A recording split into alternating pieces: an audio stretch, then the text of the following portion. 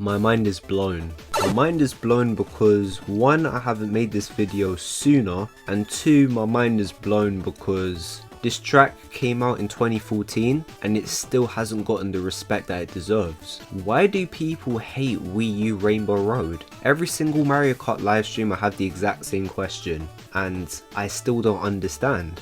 If people have grown to respect GBA Rainbow Road, which was considered the worst Rainbow Road track for an extremely long time, then Wii U Rainbow Road deserves to be defended at all costs, which is what I'll be doing in this video. Just a disclaimer, I will be completely honest in this video. This will be based entirely on my own personal opinion. You're more than welcome to disagree with me. Let me know in the comments as well whether you love or hate Wii U Rainbow Road. I'll be very interested to know. But before we dive too deeply into this topic, I want to briefly talk about the two different types of Rainbow Road tracks. On one end of the spectrum, you have the shorter, more stressful, chaotic, difficult Rainbow Road tracks, such as SNES and Wii Rainbow Road, and then on the opposite end of the spectrum, we have the longer, slower, adventurous, wow Rainbow Roads, such as N64 and 3DS Rainbow Road. Whether you're a fan of Wii U Rainbow Road or not, I think we can all agree that this Rainbow Road track is in the first group. Lots of people complain that it's an annoying track to race on, especially on 200cc. It's not sections, it's only 3 laps.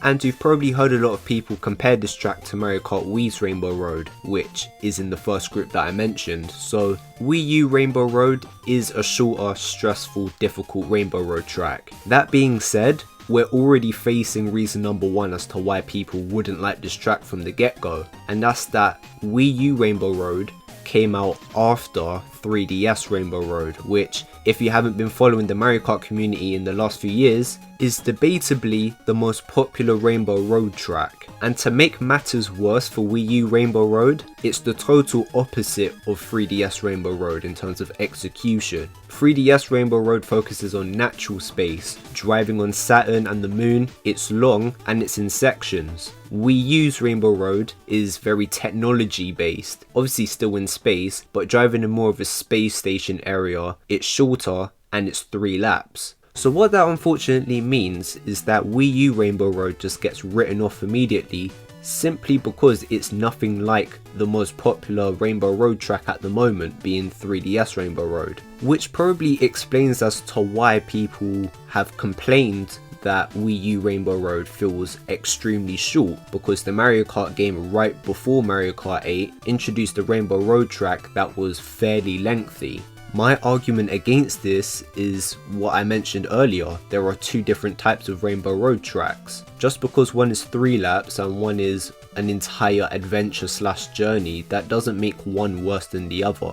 Of course, if you prefer one style, then that makes a lot of sense, but it doesn't automatically make it a bad track just because it came after a much different style of Rainbow Road track. Another reason why this hate makes no sense to me is that people compare Wii U Rainbow Road to Wii Rainbow Road all the time. One, how and why is that a bad thing? Mario Kart Wii Rainbow Road is my personal favourite Rainbow Road and is a fan favourite, so if anything, that's a compliment. Two, that track came out before 3DS Rainbow Road, so obviously there was nothing to compare to. And three, although it's a great track in general, and I'm assuming that if you're new to Mario Kart Wii in this present day you would still like it, let's be honest, a lot of us grew up with Mario Kart Wii, so we all have a soft spot for that track regardless, and I'm including myself in that. Still the best Mario Kart track of all time, but anyway, I digress. Unfortunately, Mario Kart 8 is still relatively new. That's actually kind of depressing to say that because we've been waiting for ages for the next Mario Kart game, but you get my drift here.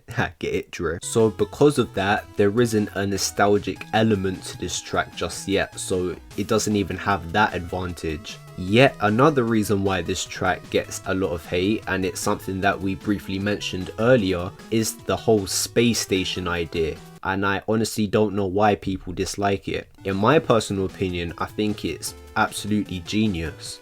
A lot of the tracks from Mario Kart 8 have a look that they're built rather than being in a natural area, with some exceptions of course. Rainbow Road being built instead of just a thing floating in mid-air makes so much sense to me, especially in the 8th entry of the franchise. It just feels so fresh and so creative. The track would have gotten a lot more hate for being another floating rainbow, as it's been done to death at this point. So people trying to say that this space station idea contributes to the failure of the track, I don't agree with that at all. Of course, being that it's a track from base 8, the level of detail in this track is just amazing. Like, you literally have a blooper ship in the background, and we haven't even talked about the actual track itself yet. Like, what? You literally have the Earth at the bottom, which yes, a lot of other Rainbow Roads have done that too, but it's nice to see that in HD. You obviously have the space station elements, which just looks so good. You have all of the floating toads, the floating question blocks, all of the lights. It just looks really amazing.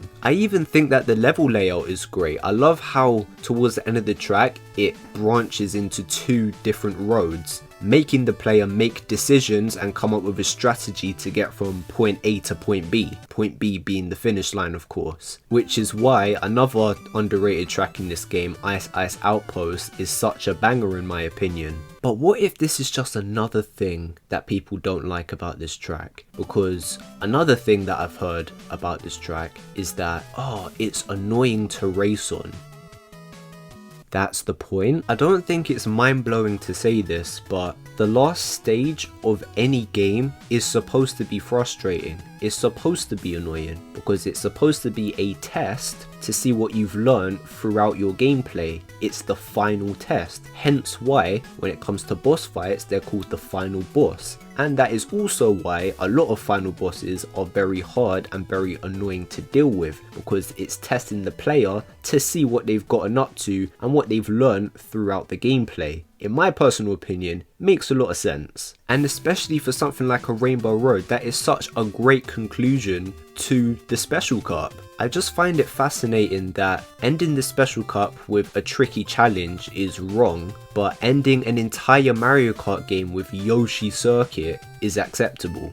Yoshi Circuit. Oh, hold your horses everyone. Something that I think is quite overlooked about this track is that skilled players are rewarded, as there's shortcuts and jumps that can be taken throughout the track. More specifically towards the end, with obviously the glider ramp, with obviously the cannon glider technique, and also being able to drive off onto the other stage to cut straight through the stage a lot quicker. Keep in mind this is a track with no walls or grass, so obviously if you leave the stage at any point, you're most likely going to fall off the stage. So the fact that this Rainbow Road track has shortcuts like this, I appreciate it quite a bit. I mean, you gotta love how this gets overlooked. Meanwhile, Waluigi Pinball and Baby Park get called some of the best Mario Kart tracks of all time, just for looking and sounding good alone. Both good tracks by the way, but are a lot more linear and basic compared to more deserving tracks in the series. Now, this is not me saying that Wii U Rainbow Road is the best or is better than something like a Waluigi Pinball. After all, the Rainbow Road idea has been done to death at this point, and I think we can all agree that Waluigi Pinball is more interesting in concept than this Rainbow Road. No amount of satellite dishes and space stations is going to change that, in my opinion at least. But what I am saying is that this track offers a lot more than some fan favourites. Waluigi Pinball doesn't have any shortcuts or any branching paths, and that could have been very easily done considering that, oh yeah, it's based off of a pinball table.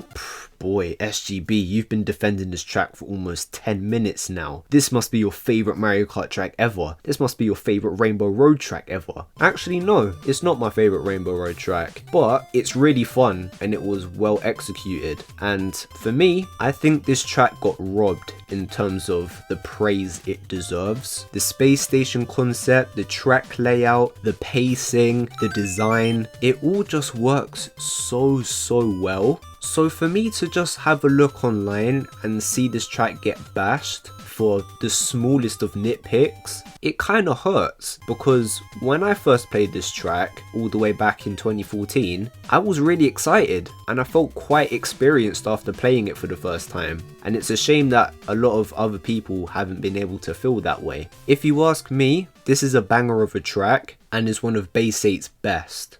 At least we can all agree that the music is very good. I haven't heard anyone bash that, so that's good. Ooh, that electric guitar hits different.